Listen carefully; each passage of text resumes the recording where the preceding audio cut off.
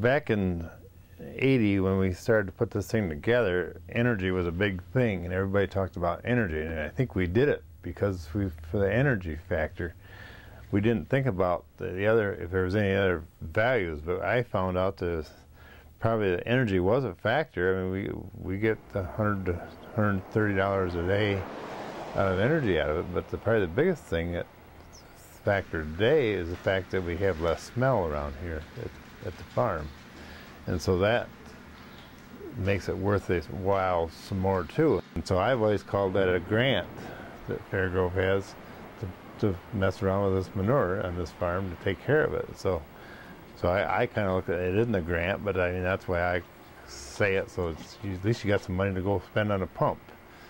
And when we had to buy this new separator for bedding, we just got, you know, that's a lot of money to spend just to separate poop with.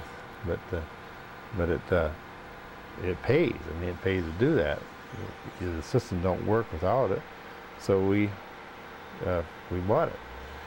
The way I look at it, my mechanic spends 10 minutes a day at it, and the rest of the time he's fixing machinery. But this thing pays his wages completely, so I got a mechanic for nothing.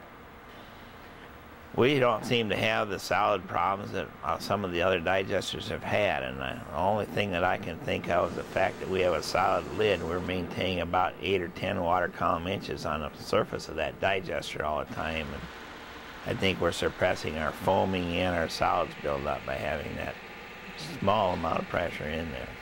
When you have some methane bacteria working in a product, you're going to have a little hydrogen sulfide in the atmosphere around that building and around that area. And if you're protecting a hypalon cover with a building, that building has to stay together. And that can prove to be quite a challenge if you have a little of that gas in the area. I don't think there's much life in those buildings trying to protect that. So basically, you save the money, not even have to build the building. You don't have to buy the hypalon cover. And the digester is simpler and probably going to live a lot longer. Basically, I don't see why it wouldn't last forever. So, well, as far as lagoon goes, apparently after it's digested, it's not very vulnerable to insects, or as far as fly breeding or mosquito breeding. I know the health department has looked at it a couple of times, and they were literally telling me that they're not finding any egg production in the lagoon at all. So we have the opinion that it's probably of a material that they don't particularly care to be in. The worst smell on this dairy farm is probably when you shove the green manure in the pits. You go out in the lagoon area, there's not really any smell at all. At least that's my feeling. And when you're on a farm and you used to be in the farm, why, you can get used to smell and not know it's there, but a good test is to clean up good and then have to come over to your farm for some reason. Or if you drive back to that lagoon, you know, it's going to be hard to tell that that's much of a smell maker. You guys have had a lot of visitors to look at this over the years. Oh, we've had them from Japan and from all over the world. We've had a lot of people. Yeah, Russia, China. China, you know, has done some work in there themselves in digesters. This is a lot larger than a lot of them have looked at, but we've had a lot of people look at it. The only comment I know of is they're kind of surprised that this farm has got 700 dairy cows on it, because waste production is just, it's not piled up around the buildings or anything. There's nothing there, you know. It's cleaned up all the time and it's gone. And it makes an operation clean and not nearly as smelly, and it's you know, even the lagoon is not really a smelly area. When we pump it out, when you aerate it, you'll get a little smell, but it's not very much. Maybe toward the bottom. It was pretty hot yesterday. How was it over there?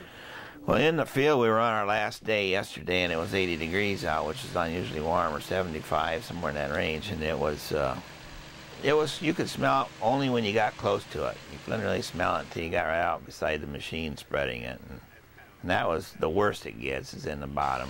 Now, I've had years in the spring. I think the spring smells a little worse than the winter. I don't think we get the activity in the lagoon that dries off the smell as much in the wintertime as you would in the summer. But I think sometimes in the summertime there's a little activity in there, and it's methane being made yet in the lagoon, and we tend to lose some smell. But people are going to have to do more to to get the smells off. I'm on a zoning committee, and I see a problem. The two do not fit. The people and cows do not fit today unless we do more. And we've not had a problem here, but everybody else is. And to put a dairy in today, you better find a place that's no people very close to it, or they're going to complain unless we do a better job. And dairies and hog farms are getting a bad reputation out there. Nobody wants it by their house, and I can understand that.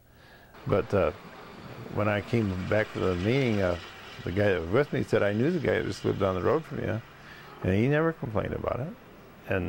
But I won't say that this farm never stunk, because you still get a stink once in a while. But like John said, the biggest stink is when the raw manure that we pump from this pit out the old system into that system every morning. That's when the stink is here, and the rest of the day it's fine.